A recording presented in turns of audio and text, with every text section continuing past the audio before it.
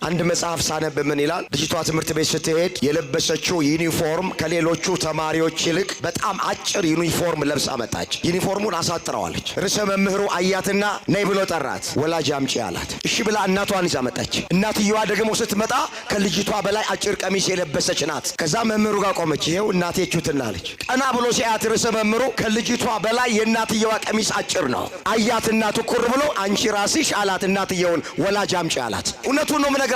ብዙ ወላጆች ገና ወላጅ የሚያስፈልገን ማሳደግ አንችልም። መውለድ ቁም ነገር አይደለም። እበትም ትል ይወልዳል። ማሳደግ ነው ቁም ነገሩ። ጊዮርጊስ ማለት አይደለም።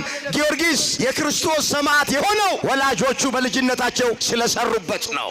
ከየትም አይመጣም እኮ መልካም ልጅ፣ የተባረከ ልጅ፣ በጎ ልጅ፣ እግዚአብሔርን የሚፈራ ልጅ በተአምር አይመጣም። በልጅነቱ ከተሰራበት ነው። ሕፃናት ማለት ነጭ ወረቀት ናቸው።